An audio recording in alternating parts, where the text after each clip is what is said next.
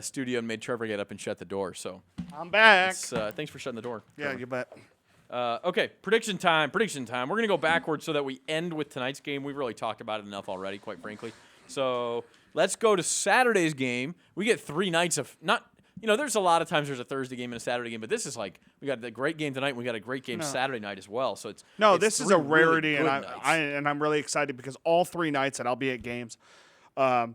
Saturday, the San Joaquin Memorial Garces game, and then Friday night, tomorrow night, I'll be at 2 undefeateds. We've been talking about it all week. That's all you want to talk about is how you're going to go to 3 nights of football, you lucky devil. Yeah, okay, thank you. Thanks for the job, boss. Memorial and Garces is interesting. Memorial's in Division 3, which is kind of strange to me, but they're a very good team anyway. Garces, here's the thing about Garces. As good as they are, their seeding is going to be interesting. They don't play any Central Section Division 2 teams all year long. But I had thought this was one, and then I remembered Memorial's in D3. But they play 5 straight weeks D1. They play plenty of D1 teams. Yep. And if they lose those games, how much do you punish? It's a difficult thing. I'm organizing my paper. I got papers going everywhere. Okay. So the Holy Bowl is at Garces this year. Mm-hmm. Just always a great atmosphere. Mm-hmm. Garces probably should be 3-0 if you ask most of those guys. They lost in the last couple of minutes at Arroyo Grande. They blew out Bakersfield Christian. Well, they didn't have Chris Coleman against Arroyo Grande. That's true too. Yeah, Chris Coleman and they're missing somebody else too. I think I can't think of who. Memorial is a more physical team. Traditionally, they do have some athletes, but they're going to try to pound it at you. Garces saw that some with Tehachapi last week. Memorial might be more physical than Tehachapi. Didn't matter. Yeah, but when you got that much speed and that many playmakers. I think we both sort of see Garces' speed being sort of the ace in the hole. Yep. So I take the Rams 34-24. 34-28 for me. We were not as close this week on predictions as we are a lot of the time. That was one of the close ones until just wait till we get to no kidding. The last one here. But other than that, we actually had quite a few do these separately. Just remember that we do them separately. Okay, Friday night 8-man games first. Mojave and Sun Valley. Mojave's beaten 2 of the best 8-man teams in the state. Now they actually take a step down, play Sun Valley. I got Mojave big. Yep. My score is not as big as yours, but obviously Mojave win in this one. Okay, Maricopa at Frazier Mountain. Frazier Mountain, first 8-man game last week. They darn near beat Valley Christian Academy. I think they beat Maricopa. Go Falcons. I picked the Falcons last week. I'm picking Maricopa this week. You got Maricopa big. I'm taking the Falcons. Okay, 11-man ball now. In the southern section, Boron at Rio Hondo Prep. This is not a Honda dealership. It'd be Hondo. I have Rio Hondo Prep winning a close game. So do you. Yep. Okay. Not Honda. Rio Toyota Prep. Go on. Burroughs and Paraclete. Did I put Honda? Yes. Oh, my bad. You sure did. Yeah. Haha. I was trying to make jokes, and they weren't landing because you weren't looking at it. Okay. Burroughs is at Paraclete. Interesting thing about Paraclete, they're 0-3. They went down to the wire with Oaks Christian last week. Oaks Christian is the only team to beat Chaminade. Yep. 65-55. So Paraclete's a good team. Yeah, they are. And you actually have Paraclete beating Burroughs. Yes, I do. I have Burroughs winning this game in a shootout, 38-34. I like the Burros. Desert Christian at Rosamond as we move into the Central Section High Desert League. Desert Christian 1-2, Rosamond 2. I got Rosamond. Okay, I have Rosamond by a touchdown. You have them by 2.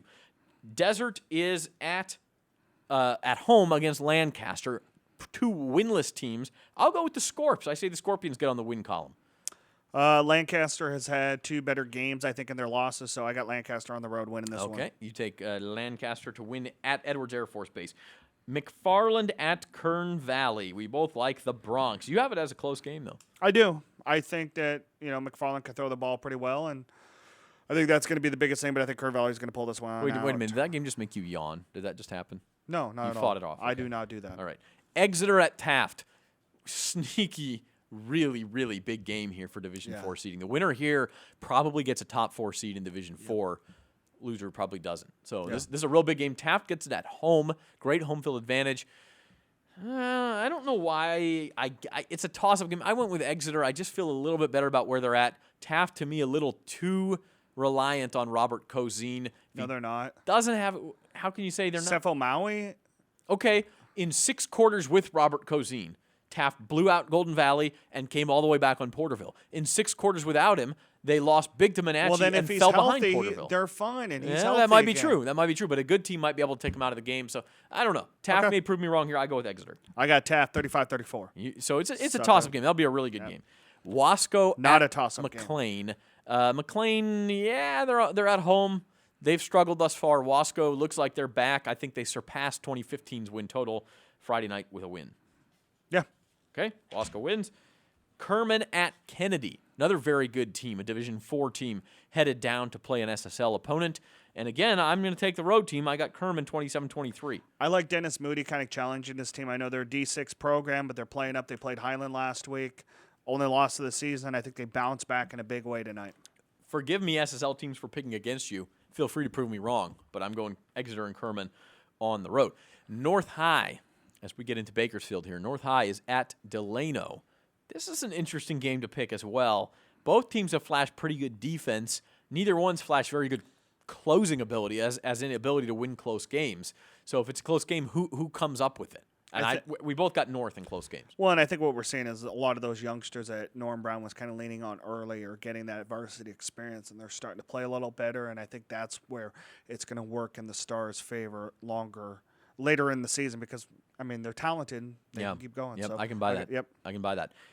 MIRA MONTE is at home against ARVIN, both 0-3. Whoever loses this game, they might wait a while for a win. They might. We'll see what happens later on in the year, but both these teams, the schedule gets more difficult. After this, kind of a toss-up game. I went MIRA MONTE here. I went ARVIN because Rafael Velasquez is a bowling ball on a running back. He may be the best player on the field. That's not a bad way to pick. And ARVIN is going to just run it down the throat, and I think that's going to be the big changer for them. It's just if they can just control the ball, control the time of clock, and just eat it away and just churn up yards, it's ARVIN's game to win. And my thought was MIRA MONTE a little better defensively. Fair enough. We'll see. Yeah, that's it. That's a toss-up game. So I've got MIRA MONTE. You've got ARVIN. Again, we've got a lot of differences this week. Foothill at West. I was kind of tempted to pick West again, I'm not going to lie, because Foothill burned me last week against Shafter, but I keep thinking about Hugo Santana, Jay Sean Ward, that offense. Mark Gallegos, a wide receiver. They're just going to score more points than West is capable of scoring right now, so I think Foothill pulls away and wins this game. I think Foothill actually takes one by a couple touchdowns. I think that team is just going to keep rolling. And it's going to get really interesting later in the year in the SEYL because I don't think that there really is an underdog in any of those games other than, MIRA MONTE, I think, is still trying to, I still think you've got gears. SEYL kind of two tiers. You've got North Highland and South, and then you've got Foothill and MIRA MONTE. Can Foothill and MIRA MONTE? But I don't think that there's that much separation there. I mean, maybe not. Not as much as there has been. But yeah, I think that where last year it was like South was way up here and Highland and North were here, where I think everybody's kind of coming a little bit more together. That is hard-hitting analysis right there. I like the finger analysis. Okay, Golden Valley at – so we both have Foothill, by the way. What I want to see from the Trojans is better defense, and that's what we'll have to see from them to win this game. Okay, Golden Valley at Shafter. Golden Valley 0-3. Shafter 2-1. On the surface, looks like the Generals. I actually take Golden Valley in this game, and I've picked against Shafter a lot, and they've already burned me twice this year. So Gerald Perucci is probably laughing as I pick against them again. But my thing here is that Golden Valley has just played a tougher schedule, much tougher schedule. TAFT, Chavez, Centennial. And I completely agree with that, and I think they are coming around. But I think that as we say that, Shafter's young quarterback in that offense is kind of running a little bit, and you got Steven and Nick Perez kind of doing what they need to do with the offensive positions and on defense, and I think it's Shafter's game to win tonight. Yeah, and you may be right. You've got Shafter winning by 25 points. I'll take Golden Valley with 25 points and put my non-existent house on it. Yeah, fair but enough. I think it's a closer game than that for sure. To me, you had finger analysis. Here's my hand analysis. There are levels in high school football. Golden Valley stepped way up to play a Division I team last week, and Centennial beat them. They played Taft and Chavez, two of the better teams probably at their level, and lost. Close game to Chavez.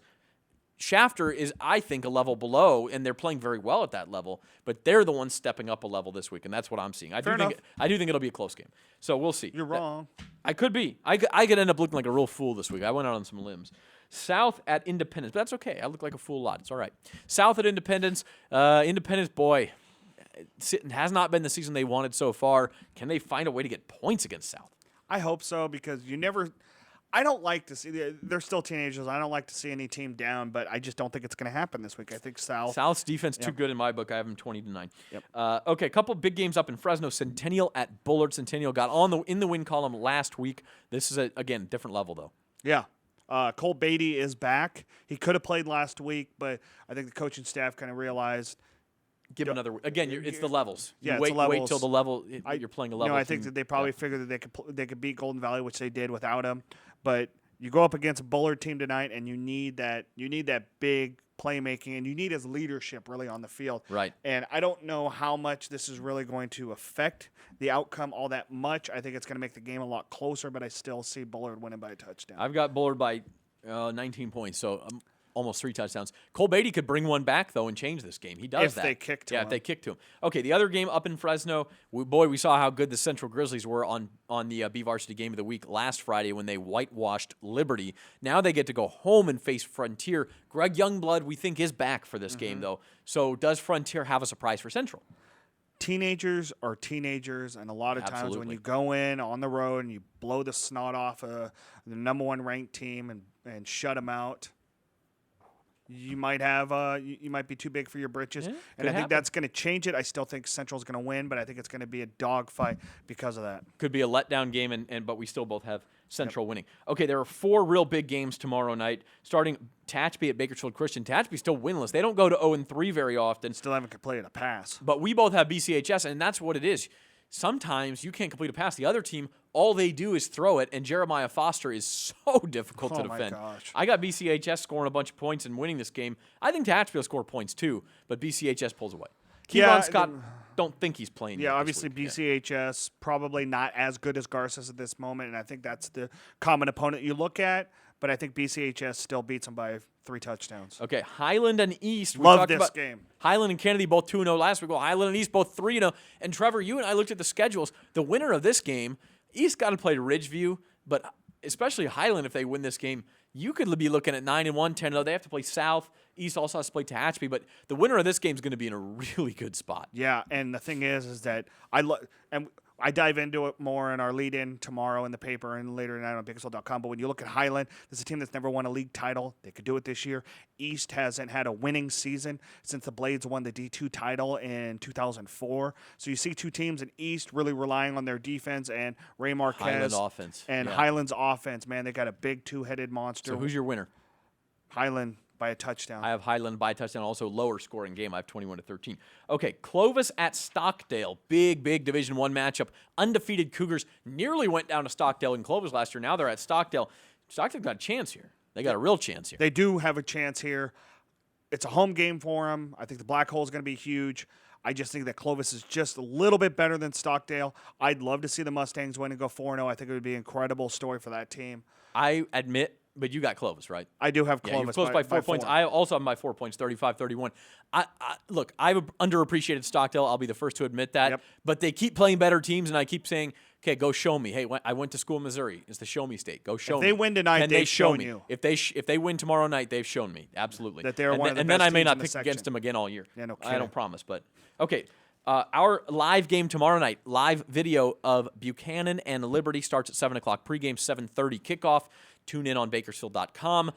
Can Liberty bounce back? This is a totally different style opponent. Buchanan is very good, but they don't have the speed Central does. No, and I think Liberty bounces back. I don't see Brian Nixon having 2 down games. And this is the type of offense, this is the type of game that Liberty can win. Central just had big, huge playmakers everywhere, and they couldn't match up with them. I think they match up better with the Bears tonight, and they win 21-20. Yeah, we both have Liberty. I'm surprised we both picked them. Yeah. We both have Liberty winning close games. They bounce back. Like you said, they get Wes Underwood back at center. That allows Curtis Brown to do his thing on got defense. 30 seconds. They get Let's do Isaiah this Hill. one. Okay, we've talked enough about it. Let's pick it. Chaminade at Bakersfield. I swear on everything that is holy, Yes. we picked this game independently of each other. I picked it an hour before you, actually a full day before you did. Never looked You at it. didn't look at it.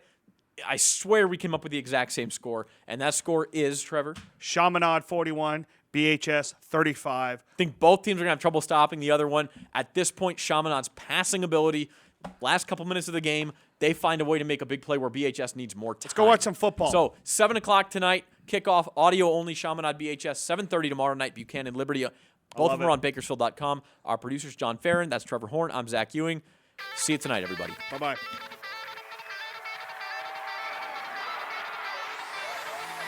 Looking deep.